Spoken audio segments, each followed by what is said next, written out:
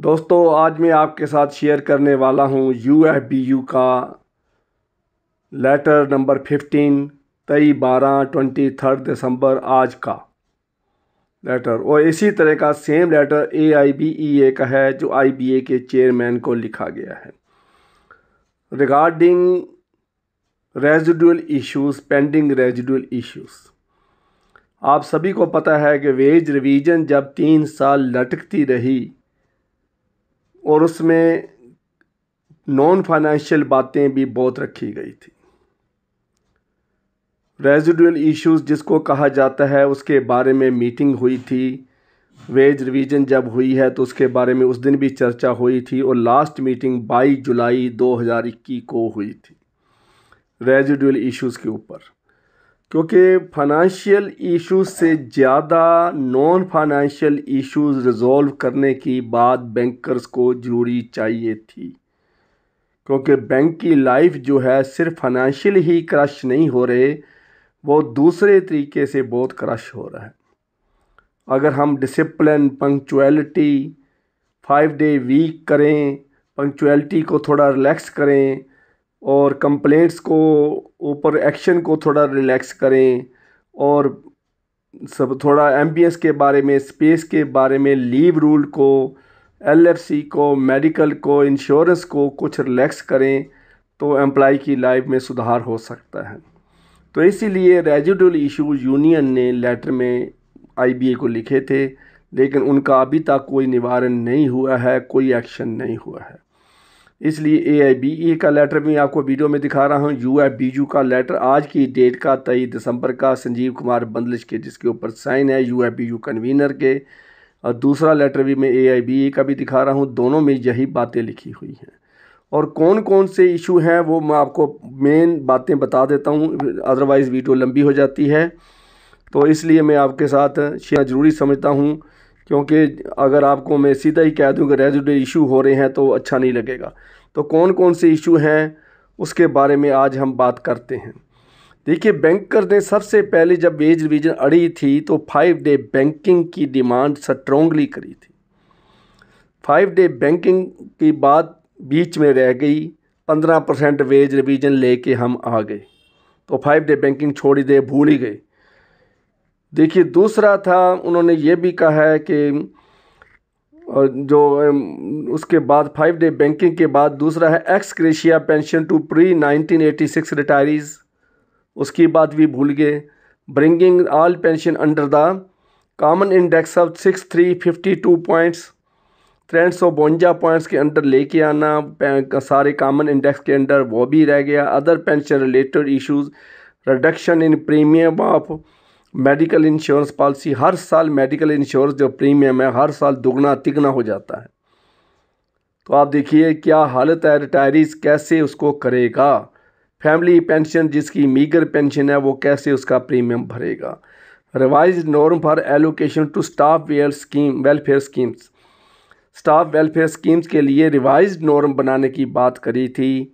Sports quota को और बढ़ाना था, कुछ और फेस्टिवल गिफ्ट वगैरह रखने की बात करी थी, वो सब बीच में रह गया। Improvement in convenience allowance for employees with physical disabilities, जो फिज़िकली डिसेबल है, जो हैंडीकैप्ड है, वो कैसे ऑफिस पहुंचेगा, उसका कन्वीनियंस बहुत कॉस्टली है, तो उसके लिए कन्वीनियंस अलाउंस की इन्होंने डिमांड करी थी, वो भी नहीं है। Uniform business hours, uniform business hours सभी के लिए, सभी बैंकों के लिए एक जैसा वर्किंग आवर्स रखे जाएं, जिसमें एम्प्लॉय भी खुश रहे, पब्लिक को भी परेशानी ना हो। इस काम के लिए करा गया था, लेकिन वो भी नहीं हुआ।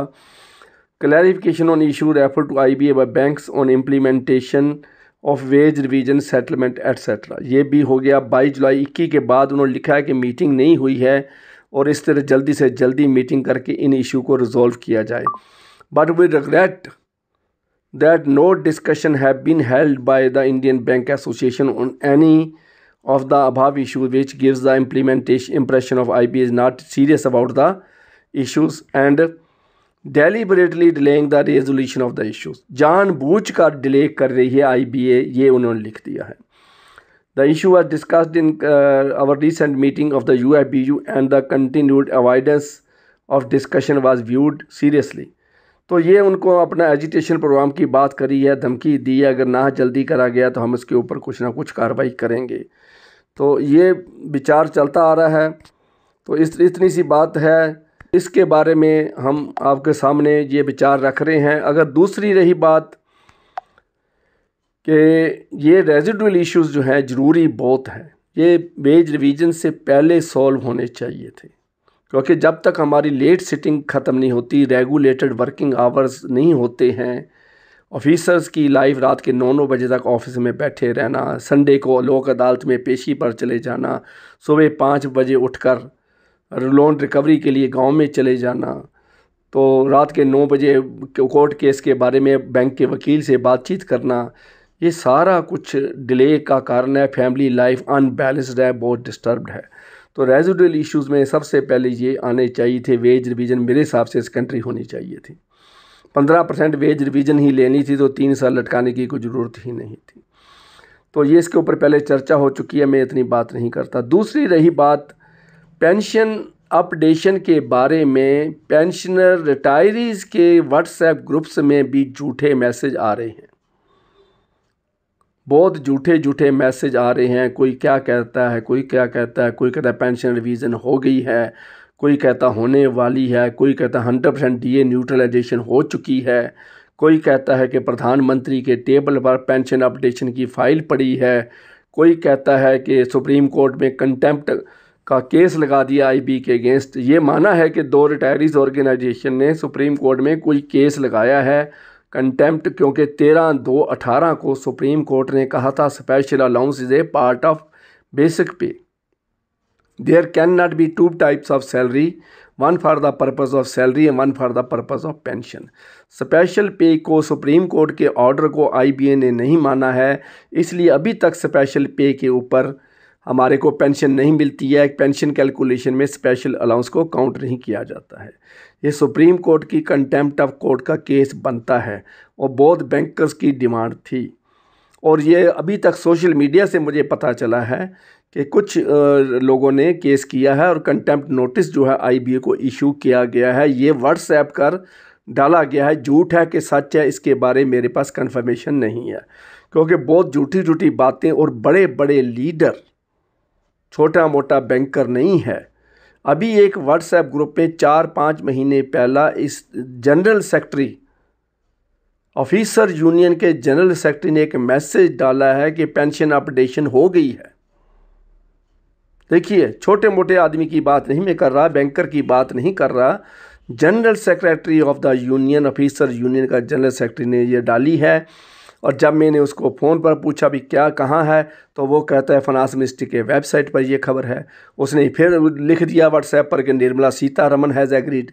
जब मैंने वेबसाइट खोला तो कुछ भी नहीं था। फिर मैंने पूछा भी कहाँ है, वो कहता अभी तक उन्होंने अपडेट नहीं करा, 1 महीने में हो जाएगा, आपके सामने आ जाएगा।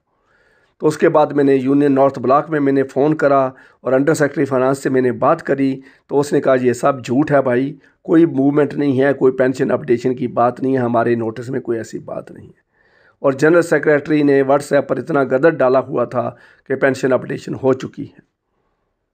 तो देखिए भाइयों, छोटे मोटे रैंक की मैं बात ही नहीं कर रहा, बड़े बड़े यूनियन लीडर, बड़े बड़े रिटायरी लीडर ये देख रहे हैं इधर उधर की बातें, कच्ची खबरें, प्री मैच्योर्ड बातें, अनकन्फर्म्ड अनऑथेंटिकेटेड बातें बहुत कर रहे हैं। तो आपने किसी के ऊपर ट्रस्ट नहीं करना है। अरोड़ा सॉल्यूशन चैनल का एक रिकॉर्ड है, एक नाम है, जब तक कन्फर्म ना हो जाए, डिले हो सकती है, देर हो सकती है, लेकिन जब भी हम डालते हैं वो कन्फर्म न्यूज़ होती है। चाहे हम कहाँ से मर्जी कन्फर्म करें, चाहे सरकार के ऑफिस से कन्फर्म करें, चाहे सेक्रेटरी लेवल तक हमें जाना पड़े, लेकिन अनकन्फर्म न्यूज़ नहीं डाली जाती है। तो इसलिए भाइयों, आपने जो गदर डाला हुआ है रिटायरीज़ के ग्रुप्स में पड़ा है, फेसबुक ग्रुप्स पर डाला हुआ है, ये हो गया है, वो हो गया, 100% डीए न्यूट्रलाइजेशन हो गई है, पेंशन अपडेशन हो गई है, कोर्ट ने ऑर्डर कर दिया है, कोर्ट ने आदेश दे दिया आईबीए को, ऐसे हो गया, वो कुछ भी नहीं है। उसके बारे में मैंने अलग वीडियो बनानी चाहिए थी, लेकिन वो कच्चा लगता है। अरोड़ा सॉल्यूशन चैनल की डिग्निटी के अगेंस्ट है कि छोटे छोटे टॉपिक के ऊपर हम वीडियो बनाएं, छोटे छोटे अनकन्फर्म्ड बातें हम फैलाएं, झूठ को फैलाएं, सच को छिपाएं, सच को दूसरे तरीके से करें। उनके पोस्टर के ऊपर कुछ और लिखा होता है, अंदर कुछ और होता है। आप यूट्यूबर को देख देते हो, लिखा होता है अमिताभ बच्चन मर गया, अमिताभ बच्चन को मरता मरता दिखा देती हैं, अंदर कुछ और बात होती है। सिर्फ व्यूज़ लेने के लिए, सब्सक्राइबर लेने के लिए ऐसा किया जाता है। तो अरोड़ा सॉल्यूशन चैनल ऐसा बात नहीं करता है। तो थोड़ा भाइयों सोचिए। तो ये इतनी सी इन्फॉर्मेशन जो AIBE का लेटर है और UFBU का 23/12 का आज का जो लेटर है, मैंने आपके साथ शेयर करना ठीक समझा। आज ही मुझे रिटायरीज़ के बारे में 5-6 स्टेट्स से एक फ़ोन गुजरात से आया है, एक गुवाहाटी से आया है, मेघालय शिलांग से आया है, एक राजस्थान से आया है। तो 8-9 फ़ोन शाम के 5 बजे से लेकर 7 बजे तक 2 घंटे में 8-9 फ़ोन आ चुके हैं जो बैंक रिटायरीज़ की पेंशन अपडेशन के बारे में पूछ रहे हैं। तो थोड़ा भाइयों सोच लीजिए, व्हाट्सएप पर न्यूज़ डालने से पहले सोचा करिए। बैंकर भाइयों, अपने आप को, अपने मित्रों को, अपने दोस्तों को, अपने साथियों को झूठ मत फैलाओ। झूठे ही खबरें, बैठ कर 10 फ़ोन मेरे को आ गए, मुझे सभी को बताना पड़ा, और 1-1 मिनट के वो कहते हैं 1 मिनट बात करनी है और 10 मिनट मेरे से ले लेते हैं। तो थोड़ा मेरा भी ध्यान रखो ताकि मुझे अगली वीडियो डालने का टाइम भी मिले और उत्साह भी मिले। दूसरी बात मैंने भाइयों ये बता दूं कि जो यूट्यूब का एल्गोरिदम है उसमें क्या होता है कि जब जिस वीडियो के ज़्यादा लाइक होते हैं उसको आगे फिर रिकमेंड किया जाता है, बार बार आपके आगे पेश किया जाता है, दिखाया जाता है, बार बार यूट्यूब का कंप्यूटर आपको बार बार दिखाता है। तो जब तक आप इसको लाइक नहीं करते, ये आपको सब पेश नहीं किया जाएगा, इस चैनल की जो वीडियो है आपको दिखाई नहीं जाएगी। यूट्यूब का एल्गोरिदम चेंज हो गया है। तो इसलिए सभी भाइयों वीडियो को लाइक ज़रूर करना है, और जो चैनल पर पहली बार आए हैं उसको सब्सक्राइब भी ज़रूर करें। अपने दोस्तों, मित्रों, अपने रिश्तेदारों से, फैमिली मेम्बर से इसको सब्सक्राइब भी करवाएं। तो इतनी इन्फॉर्मेशन है, मुझे आशा है कि वीडियो को लाइक, शेयर, सब्सक्राइब करना नहीं भूलोगे। Thank you very much.